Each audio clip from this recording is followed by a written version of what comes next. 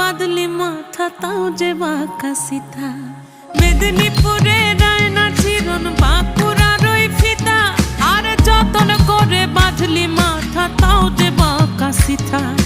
পেছ পাড়িয়া রাজগো